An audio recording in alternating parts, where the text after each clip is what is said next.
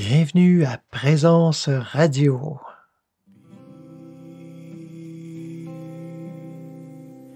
Be still, be still, and know,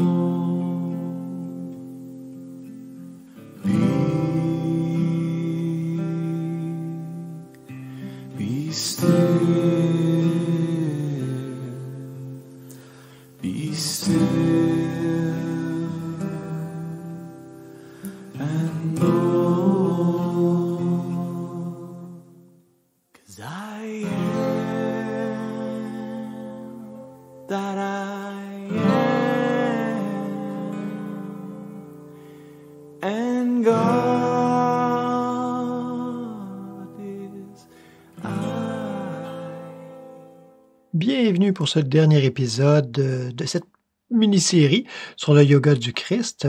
Évidemment, j'aurais pu faire une multitude d'émissions là-dessus parce que c'est infini. C'est infini parce que c'est l'expérience, c'est l'esprit qui s'exprime à travers ce yoga du Christ. Donc, il y a autant de variantes et de variables qu'il y a de personnes qui expérimentent cet enseignement-là. Aujourd'hui, l'émission va peut-être être un petit peu plus longue parce que je vous mets un peu plus de musique, puis j'ai comme deux sujets. En fait, d'abord l'aspect mystique, de voir d'où est venu cet aspect mystique du yoga du Christ, de l'enseignement de Yeshua, du Maître, et aussi ce côté festif qui vient, comme je le mentionnais dans les précédentes émissions, qui vient faire éclater le cœur et qui laisse place à cet écoulement de l'esprit, cette eau vive à laquelle tous veulent s'abreuver. On pourrait tout de suite commencer avec une préparation pour le cœur, c'est-à-dire en musique, avec une pièce du Noble Chemin, toujours tirée de l'album Be Still, qui s'intitule « Ayez à chair ayez ». C'est cette fameuse parole entendue, vécue par Moïse comme un message de Dieu qui disait « Je suis ce je suis. Je suis celui qui suis. » On a mille et une traductions de cela, mais je vous parle un peu de la signification après le chant.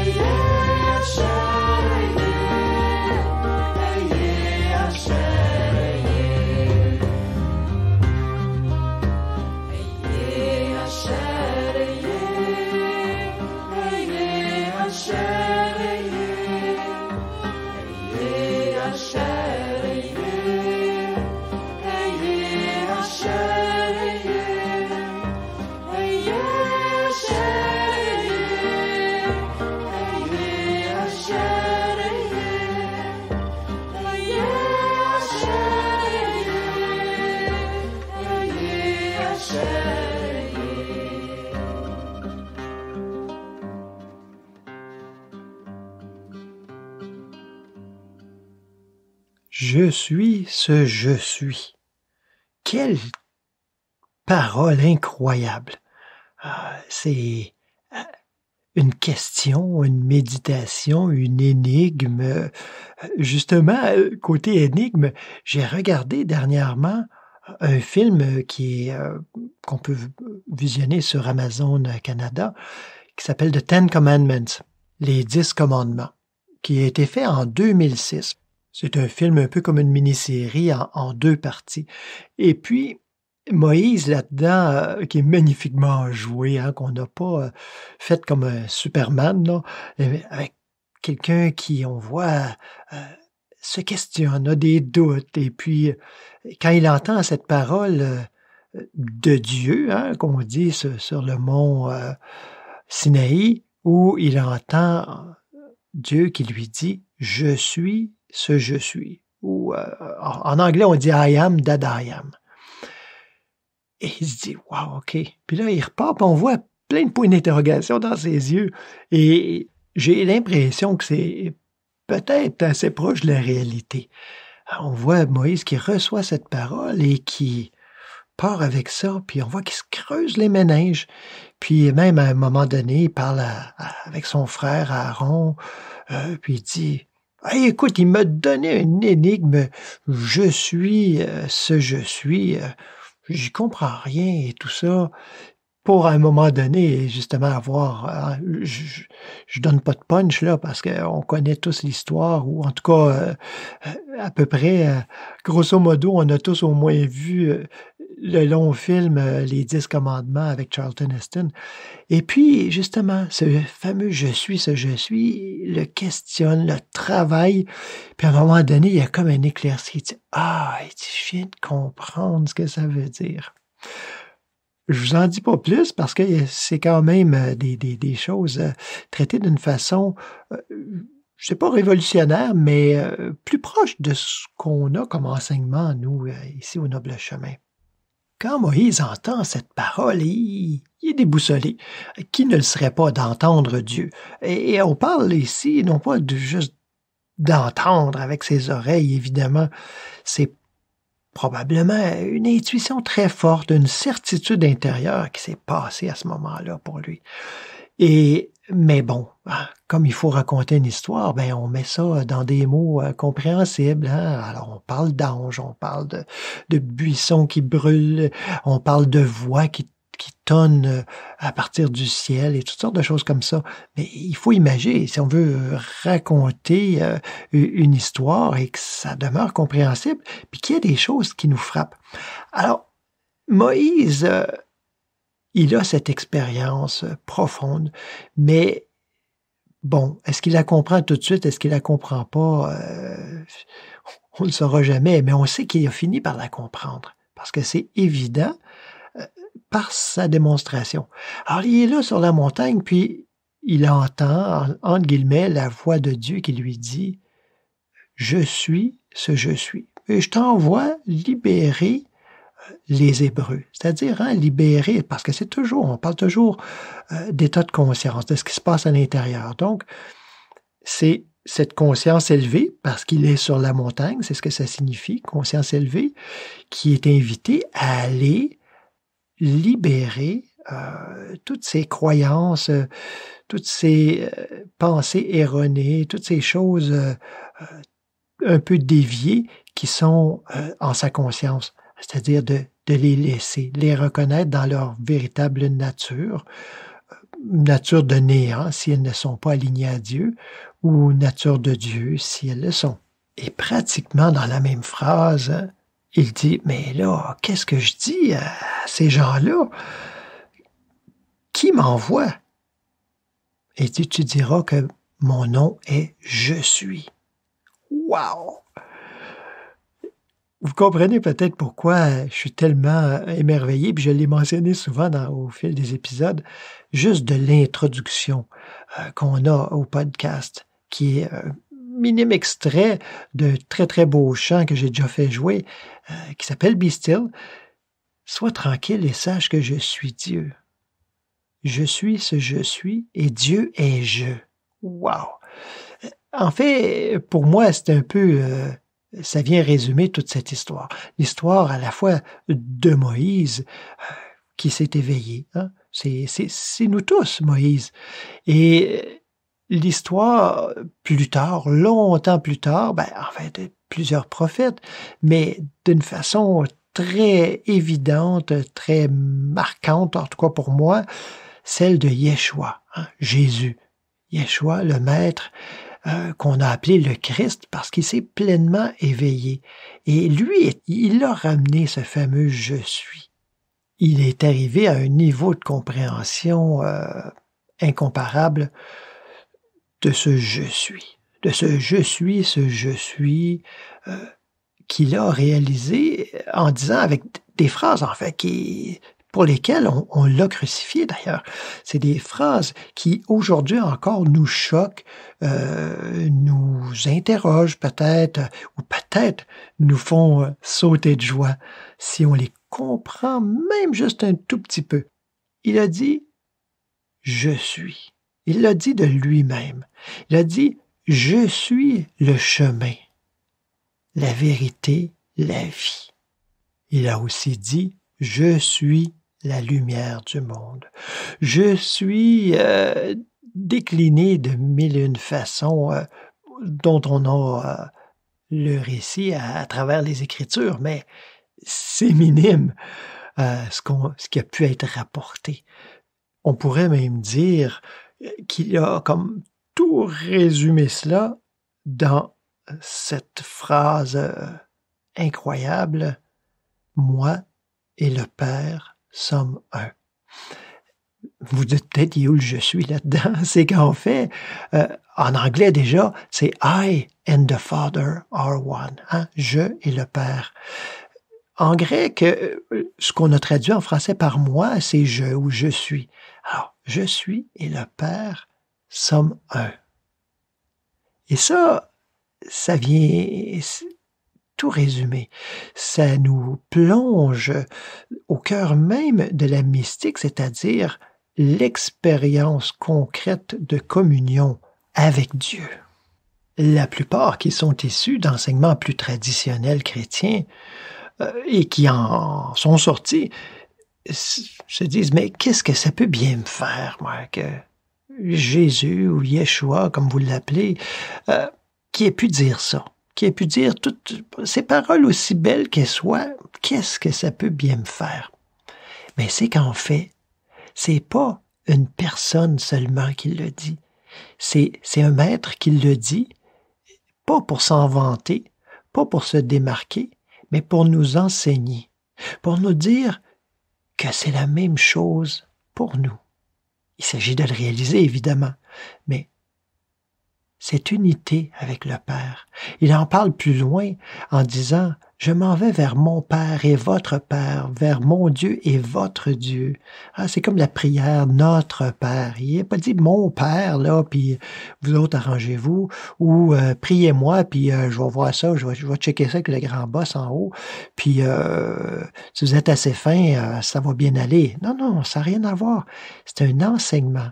À chaque endroit dans les Écritures où on parle de Yeshua, du Christ, de Jésus-Christ, on parle de nous. C'est-à-dire de notre véritable identité, pas de ce qu'on croit être et qui est, il va s'en dire, pas mal à côté de la plaque, mais de notre réelle identité spirituelle, et qui est la seule, en fait. On n'a pas une vraie et une fausse identité, un vrai jeu, un faux jeu. C'est juste que cette façon, ce qu'on appelle ce faux jeu, qui n'est pas, c'est une petite parcelle du vrai jeu qu'on considère comme la totalité. Et c'est ça l'erreur. C'est de considérer, c'est comme si on prenait un grand tableau et que je vous disais, regardez à travers une paille. Juste ce que vous voyez. Puis là, vous vous dites, oh là là, moi là, j'ai contemplé le plus beau des tableaux, le plus beau des Picasso. Et puis vous dites, mais écoute, c'est un tableau rouge parce que vous étiez sur une partie qui était peinte rouge. Ben, c'est pas 100% faux, mais c'est loin d'être vrai. C'est pas un tableau rouge. C'est une toute petite partie qu'on prend pour la totalité, qu'on méprend pour la totalité. Donc, l'importance de ce « je suis », l'importance de cet enseignement, l'importance de le réaliser pour soi et que ça n'en reste pas simplement à un enseignement d'il y a 2000 ans, d'il y a 3000, 4000, 5000 ans, ou même récent, parce que moi je vous en parle aujourd'hui, puis que vous dites « oh, wow », ben on ferait encore la même erreur à dire « oh, wow ». Mais « ah, wow, OK. Et maintenant, comment je l'applique? Comment est-ce que je le reconnais? » Et c'est de reconnaître, puis je vous en ai parlé, hein, la base, c'est de reconnaître qu'il n'y a que Dieu. Il n'y a pas Dieu et d'autres choses. Donc, s'il n'y a que Dieu, il ne peut qu'y avoir des effets Dieu.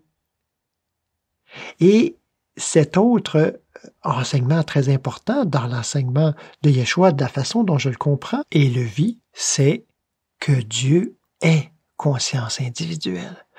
Encore une fois, s'il n'y a que Dieu, il n'y a pas Dieu et sa création. Dieu est d'autres choses. Dieu avec des choses séparées de lui. Mais que Dieu est conscience individuelle. Non pas qu'il se manifeste ou qu'il a créé la conscience individuelle, il est conscience individuelle. Et ça, j'en ai parlé souvent, peut-être que vous êtes déjà venu à des soirées de Kirtan, j'ai souvent lancé ça en disant Dieu est conscience individuelle, puis je terminais une phrase comme ça, puis je disais, méditez là-dessus.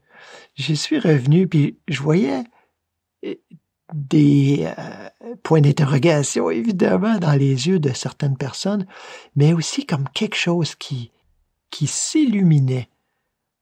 Vraiment. Et parce que la compréhension, ça passe pas juste par l'intellect. Ça passe pas juste par je comprends 2 plus 2 égale 4 ou des choses très logiques. Ça passe d'abord et avant tout, la compréhension spirituelle par le cœur. Je parle pas d'émotions, ça les exclut pas, mais je parle pas d'émotions, là, je parle de cette compréhension profonde. Certains vont dire c'est une intuition, ou d'autres vont parler de la petite voix là qui me parle à l'intérieur. Je peux pas dire nécessairement qu'est-ce qu'elle dit ni comment, c'est pas nécessairement des paroles, même si ça pourrait l'être intérieurement. Mais ce que j'entends, j'en suis certain. Il y a une certitude intérieure qui vient avec ça. C'est là la beauté. Et c'est là aussi la joie. La joie. Et c'est là que ça éclate.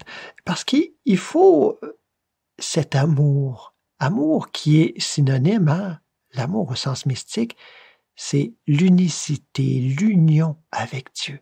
Il n'y a pas de plus grand amour. Et quand on dit il n'y a pas de plus grand amour que de donner sa vie pour ses amis, c'est ça. C'est donner ce petit semblant de vie. En fait, on ne donne rien pantoute. On se débarrasse d'une erreur, d'une ignorance, donc d'un rien, pour s'ouvrir. Et de là vient cette union, cette communion divine, et c'est ça qu'on peut offrir. Vu de l'extérieur, on a l'impression que les gens se sont sacrifiés pour entrer dans cette union, communion divine, et ils ne se sont pas perdus, c'est-à-dire comme une goutte qui se perd dans l'océan, mais ils se sont reconnus comme ils sont réellement. Et c'est ce que je vous souhaite, c'est ce que je nous souhaite, parce que même si vous l'avez déjà reconnu, ici et là, hein, un petit éclair ici et là, ou peut-être vous l'avez reconnu d'une façon grandiose, et peut-être que vous vivez, vous avez l'impression, peut-être pas en permanence, mais très souvent dans cette présence à Dieu. Ben, je vous souhaite que ça soit encore plus, parce que c'est infini parce que Dieu est infini. Donc la communion à Dieu, en Dieu, ne peut qu'être infinie. vous voyez la joie qui monte de ça. Et c'est ça qui est célébré souvent en musique, dans différentes traditions, par des chants, par des musiques, par des danses. Et là, c'est une extase, littéralement. On entre dans un tourbillon, on le voit, un tourbillon dans le bon sens du terme, comme les soufis qui tournent, non pas pour s'étourdir, mais pour demeurer au centre, ou ceux de la tradition juive, qui vont chanter et danser. Et beaucoup de ces danses se font en se tenant la main, se tenant les épaules. Ce sentiment et cette expression de la fraternité, de l'unité, au-delà de la fraternité, de l'unité qui représente cette unité que nous avons tous en Dieu. Les uns avec les autres, évidemment aussi. Je nous invite à écouter un magnifique chant, un peu de style, beaucoup de style kirtan, mais composé et interprété par Cipriano Consiglio, qui est un moine bénédictin de la branche des Camaldules. Ils font des affaires pas mal spéciales, eux autres. Et puis, il a composé ce chant. Et vous allez voir, c'est un bel exemple de la joie sautillante et du cœur qui s'ouvre quand il y a cette communion divine.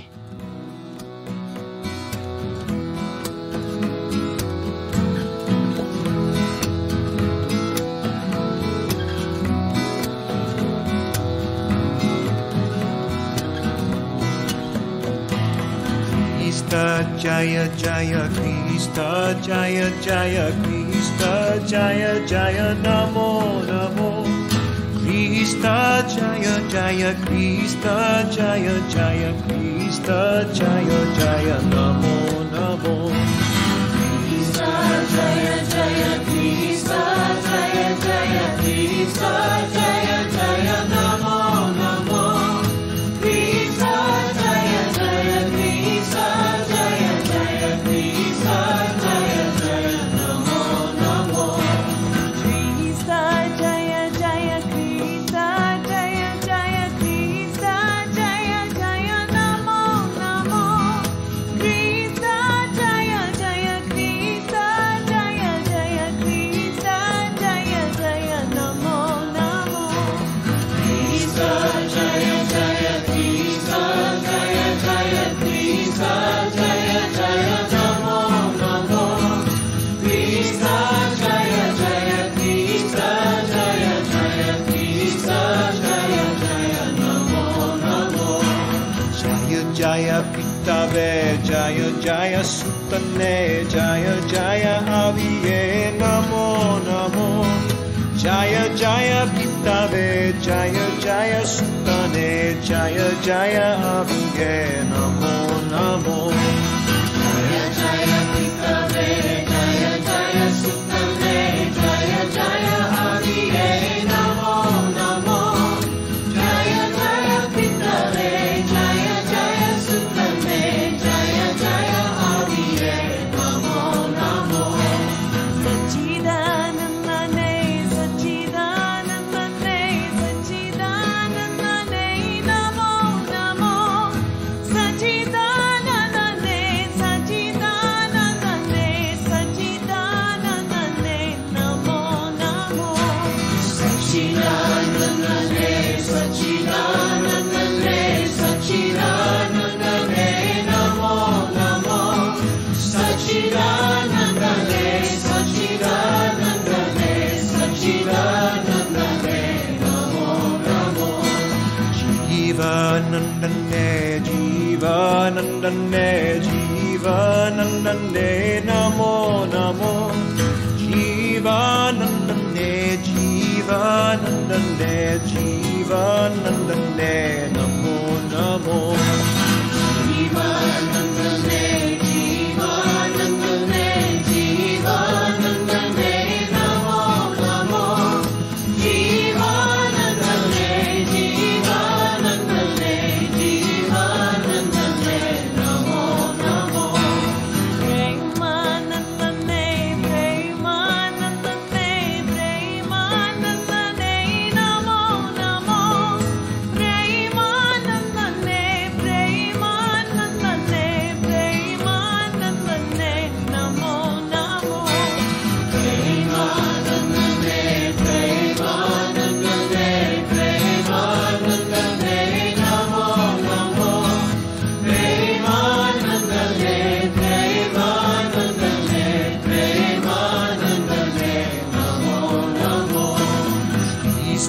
Jaya Jaya Krishna Jaya Jaya Krishna Jaya Jaya Namo Namo Krishna Jaya Jaya Krishna Jaya Jaya Krishna Jaya Jaya Namo Namo Krishna Jaya Jaya Krishna Jaya Jaya Krishna Jaya Jaya Namo Namo Krishna Jaya Jaya Krishna Jaya Jaya Krishna Jaya Jaya Namo Namo Krishna Jaya Jaya Krishna Jaya Jaya Krishna Jaya Jaya Namo Namo Krishna Jaya Jaya Krishna Jaya Jaya Krishna Jaya Jaya Namo Namo Krishna Jaya Jaya Krishna Jaya Jaya Krishna Jaya Jaya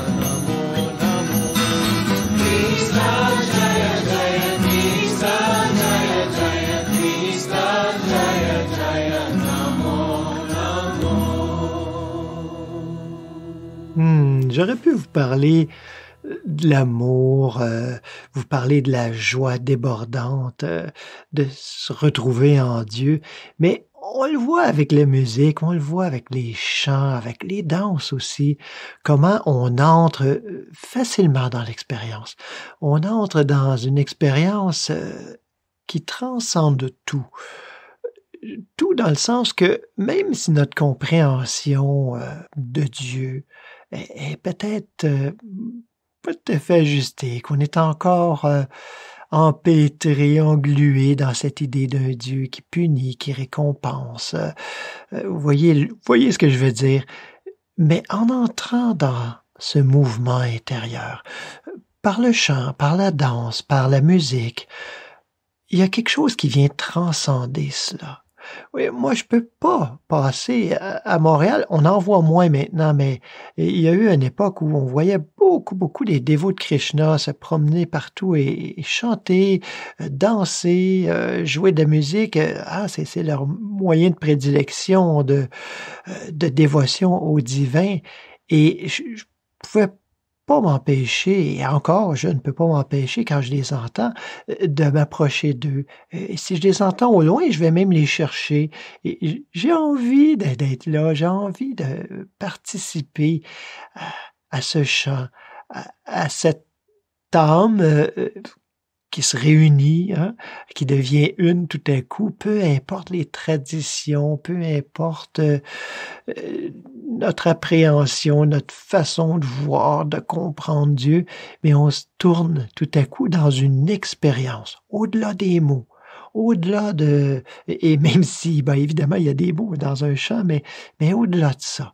Un peu comme quand, avec le groupe du Noble Chemin, on fait des soirées de kirtan. On fait des soirées avec des chants de toutes sortes de traditions. Et puis, on se réunit là, 50, 60, 70 personnes, à part les musiciens. Puis, bon, vous nous connaissez, le Noble Chemin, c'est un big band du kirtan. Alors, des fois, on est jusqu'à 12, 13 musiciens, chanteurs, chanteuses, etc. Et on se réunit dans l'essentiel, au-delà d'un nom particulier qu'on peut donner à Dieu.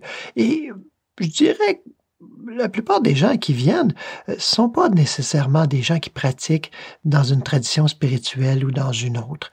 Ce sont des gens qui sont là pour goûter à l'essentiel, pour vivre une expérience. Et c'est ça qu'on vit. On le vit ensemble.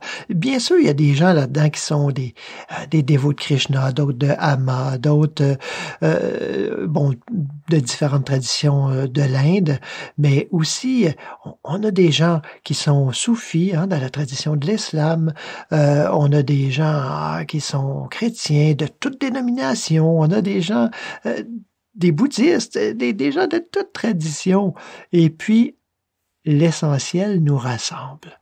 Parce que l'essentiel ne peut que rassembler. Et c'est ce cœur qui se met à vibrer. Si seulement on prend le temps de se disposer un petit peu, c'est pas obligatoire, mais disons que ça aide à entrer plus rapidement dans l'expérience. Depuis plus de 10 ans, Le Noble Chemin fait ça, des soirées de chant comme ça, mensuellement. Petit arrêt des fois pendant l'été, mais et puis là, un grand arrêt depuis la pandémie, mais du moment qu'on va pouvoir reprendre, on a bien hâte de reprendre. Et à toutes ces soirées-là, il n'y a pas une fois où il n'y a pas une ou plusieurs, et la plupart du temps plusieurs personnes qui arrivent puis qui se disent « Oh, écoute, moi, ça va pas. Ça ne va pas aujourd'hui. Ça a été un week-end terrible. Ça a été une semaine terrible. Peu importe, il m'est arrivé telle chose. Ou des fois même sans rien raconter. Et pas simplement des gens qui viennent assister. Assister, c'est jamais un spectacle. Pas simplement des gens qui viennent participer, mais souvent aussi même des musiciennes, chanteurs, chanteuses du groupe même qui arrivent et fait comme « Écoute, je sais pas ce que je fais ici aujourd'hui, ce soir, mais en tout cas, je suis là. » Puis moi, intérieurement, je me tourne et puis je suis pas le seul. On se tourne en prière, on l'appelle comme on veut, en méditation. Puis dès la première note, tout est effacé, tout est changé. C'est pas magique, là. C'est parce qu'on s'y dispose, c'est parce qu'il y a un travail spirituel derrière ça. C'est pour ça qu'on vit une expérience. Mais il faut qu'il y ait un cœur uni, un cœur rempli et débordant. Parce qu'on n'est pas là dans un mouvement de dévotion, d'amour, pour simplement recevoir. Parce que ça, c'est pas l'amour. L'amour est une circulation. Il y a cette réception et ce don simultané. Ça se fait automatiquement. Et c'est là, si on en veut une magie, elle est là.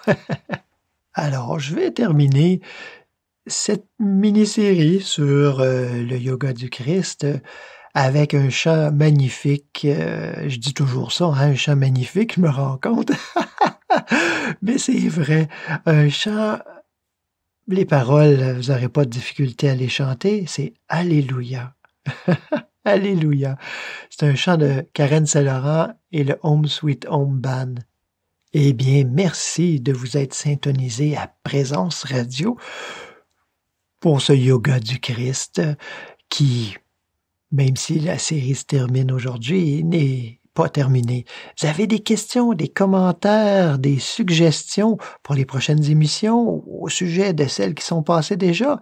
N'hésitez pas, écrivez-moi à noblechemin@gmail.com et vous pouvez toujours visiter notre site internet à www.lenoblechemin.org. Merci, à bientôt!